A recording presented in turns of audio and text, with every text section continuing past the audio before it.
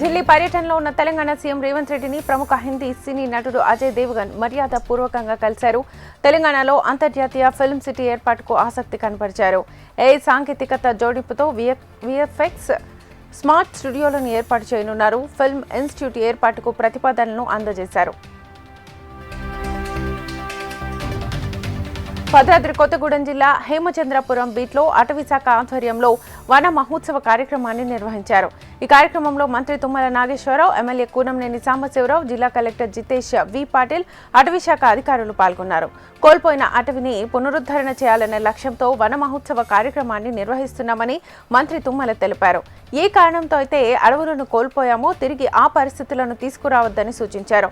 ప్రకృతిని కాపాడుకుంటూ పర్యావరణ సమతుల్యత ఉంటేనే అందరం బాగుంటామన్నారు మంత్రి తుమ్మల. ములుగు జిల్లా వాజేడు మండలంలో మొక్కజొన్న నకిలీ విత్తనాలతో నష్టపోయిన రైతులకు నష్టపరిహారం అందజేశారు. 4 కోట్ల రూపాయల చెక్కులను రైతులకు మంత్రులు తుమ్మల నాగేశ్వరరావు, సీతక్క పంపిణీ చేశారు. మండలంలోని వాజేడు, వెంకటాపురం, కన్నాయిగూడెం మండలాలకు చెందిన రైతులు మొక్కజొన్న కల్తీ విత్తనాలతో నష్టపోయారు. విషయం తెలుసుకున్న మంత్రి సీతక్క విచారణకు ఆదేశించారు. సుమారు 690 మంది రైతులు నష్టపోయారని విచారణలో తేలడంతో వారందరికీ నష్టపరిహార చెక్కులను అందించారు. రైతులు దళారులను నమ్మొద్దని, మంచి కంపెనీ విత్తనాలను, వ్యవసాయ శాఖ అధికారులు సూచించిన విత్తనాలనే కొనుగోలు చేయాలని మంత్రులు సూచించారు. కరీంనగర్ పార్లమెంట్ నియోజకవర్గ పరిధిలో స్థానిక సంస్థల ఎన్నికల పోరుకు కమలదళం సై అంటోంది. రాబోయే పంచాయతీ ఎన్నికల్లో అత్యధిక స్థానాలను కైవసం చేసుకునేందుకు సిద్ధమైంది. అందులో భాగంగా స్థానిక సంస్థల ఎన్నికల్లో విజయం సాధించేందుకు అనుసరించాల్సిన వ్యూహాలు, చేపట్టాల్సిన కార్యక్రమాలపై కేంద్ర హోంశాఖ సహాయ మంత్రి బండి సంజయ్ కుమార్ కొద్దిసేపటి క్రితం కరీంనగర్లోని రేకుర్తి రాజశ్రీ గార్డెన్లో పార్లమెంట్ నియోజకవర్గ పరిధిలోని పార్టీ మండలాధ్యక్షులతో అంతర్గత సమావేశాన్ని నిర్వహించారు. స్థానిక సంస్థల్లో వాతావరణం బీజేపీకి అనుకూలంగా ఉందని బండి సంజయ్ అన్నారు. స్థానిక ఎన్నికల్లో పార్టీ హవా ఎంత ముఖ్యమో ఆ పార్టీ నుంచి పోటీ చేసే అభ్యర్థికి ఉన్న ఇమేజ్ కూడా అంతే ముఖ్యమని చెప్పారు. ములుగు బీఆర్ఎస్ నాయకులపై పోలీసుల దౌర్జన్యాన్ని ఆ పార్టీ వర్కింగ్ ప్రెసిడెంట్ కేటీఆర్ తీవ్రంగా ఖండించారు. ములుగులో తన సొంత రాజ్యాంగం ఉందని మంత్రి సీతక్క భ్రమిస్తున్నారని మండిపడ్డారు. కాంగ్రెస్ కార్యకర్తలా వ్యవహరించే పోలీసులు రాబోయే రోజుల్లో తీవ్ర పరిణామాలు ఎదుర్కోవాల్సి వస్తుందని హెచ్చరించారు.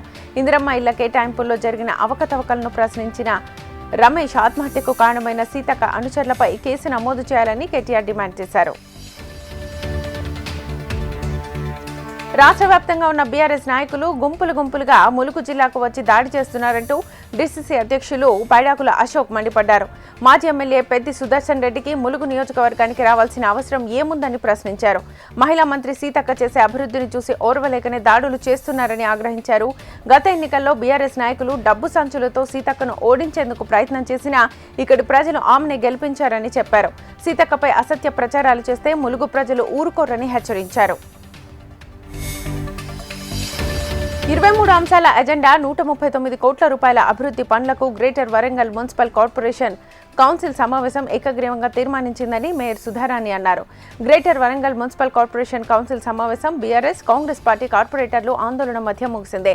కౌన్సిల్ సమావేశం ప్రారంభం కాగానే బీఆర్ఎస్ కార్పొరేటర్లు భద్రకాళి చెరువు బంద్ అభివృద్ధి పనులలో జరుగుతున్న అవినీతిని లేవనెత్తడంతో అధికార విపక్ష పార్టీల మధ్య గందరగోళ వాతావరణం నెలకొంది. కౌన్సిల్ సమావేశంలో ఎజెండా అంశాలు కాకుండా ఇష్టారీతిన నిధుల కేటాయింపు జరిగిందని అన్నారు. కోటికి పైగా జనాభా ఉన్న నగరాల కార్పొరేషన్ గురించి తెలుసుకున్నామని ఖమ్మం కార్పొరేషన్ మేయర్ అన్నారు. ఢిల్లీలో national level conference urban development గురించి కాన్ఫరెన్స్ ఏర్పాటు చేశారని, ఖమ్మంలోని డంపింగ్ యార్డ్, బయో మైనింగ్ గురించి వివరించామని చెప్పారు. వికసిత భారత్ అంటే ఏంటి, తమకు నిధులు ఇస్తే తాము సైతం తెలంగాణ రాష్ట్రాన్ని నెంబర్ 1 చేస్తామని చెప్పామన్నారు.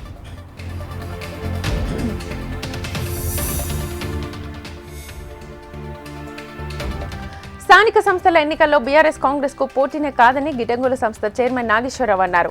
నేటి నుంచి స్థానిక సంస్థల ఎన్నికల శంఖారావం ప్రారంభమవుతుందని, సత్తుపల్లిలో మొదలై ప్రతి ఇంటిని సందర్శించి పాలేరుతో ముగుస్తుందని అన్నారు.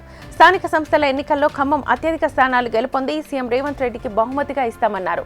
కేసీఆర్ 10 ఏళ్లు అధికారంలో ఉండి ఒక్కసారి కూడా భద్రాచలం రామయ్యను దర్శించుకోలేదని విమర్శించారు. రేవంత్ రెడ్డి సీఎంగా గెలిచిన మొదటి ఏడాది రామయ్యకు పట్టు వస్త్రాలు సమర్పించారని గుర్తు చేశారు. మందకృష్ణ మాదిగ పోరాట ఫలితమే ఏబీసీడీ వర్గీకరణ అని పెద్దపల్లి జిల్లా ఎంఆర్పీఎస్ జిల్లా అధ్యక్షుడు అంబాల రాజేందర్ అన్నారు. పెద్దపల్లి జిల్లా కాల్వ శ్రీరాంపూర్లోనే ఎంఆర్పీఎస్ 31వ ఆవిర్భావ దినోత్సవం ఘనంగా నిర్వహించారు. ఎంఆర్పీఎస్ జెండాను ఆవిష్కరించిన అనంతరం ఏబీసీడీ వర్గీకరణ కోసం సహాయ సహకారాలు అందించిన ప్రజా ప్రతినిధులకు, నాయకులకు సన్మానించారు. జనాభా ప్రాతిపదికన ఎస్సీ రిజర్వేషన్లు వర్గీకరించాలని మందకృష్ణ మాదిగ నేతృత్వంలో 30 ఏళ్లుగా రాజీలేని పోరాటం చేశామని చెప్పారు. ఆ పోరాట ఫలితంగానే వర్గీకరణ చట్టం అమల్లోకి వచ్చిందని అన్నారు.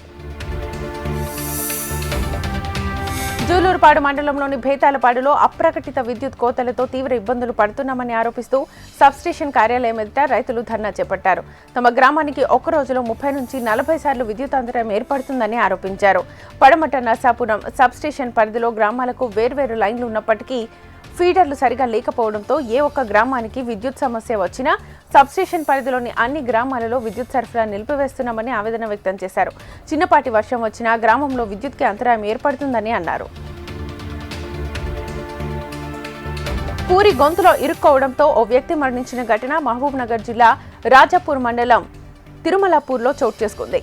రాజాపూర్ మండలం ఖానాపూర్ గ్రామానికి చెందిన భాగ్యకుమార్ అనే వ్యక్తి తిరుమలాపూర్కి చెందిన ఒక రైతు వద్ద వ్యవసాయ కూలీగా పనిచేస్తున్నాడు. అల్పాహారంలో భాగంగా పూరి తింటున్న కుమార్కి అది గొంతులో ఇరుక్కుపోవడంతో ఊపిరాడక అక్కడికక్కడే విగత జీవిగా మారిపోయాడు. విషయాన్ని గమనించిన మిగతా కూలీలు కుమార్ ప్రాణాలను కాపాడే ప్రయత్నం చేసినా లాభం లేకుండా పోయింది. అక్రమంగా తరలిస్తున్న నిషేధిత గడ్డి మందును ఆసిఫాబాద్ జిల్లా వాంకిడి పోలీసులు పట్టుకున్నారు. వాంకిడి పిఎస్ శివార్లో వాహనాలు తనిఖీ చేస్తుండగా నిషేధిత గడ్డి మందు పట్టుబడింది. మంచిర్యాల జిల్లా భీమిని మండలానికి చెందిన అశోక్ చంద్రశేఖర్లు మహారాష్ట్ర నుంచి 40 లీటర్ల గడ్డి మందు రాష్ట్రానికి తీసుకొచ్చారు. గడ్డి మందును స్వాధీనం చేసుకుని ఇద్దరిపై కేసు నమోదు చేసినట్టుగా ఎస్ఐ ప్రశాంత్ తెలిపారు. జగిత్యాల జిల్లా మెట్టుపల్లిలోని మున్సిపల్ కార్యాలయంలో మెప్మా ఆధ్వర్యంలో 100 రోజుల స్వచ్ఛత కార్యక్రమాల్లో భాగంగా మెప్మా ఆర్పీలు, మున్సిపల్ మహిళా సిబ్బంది గోరింటాకు వేడుకలను ఘనంగా నిర్వహించారు.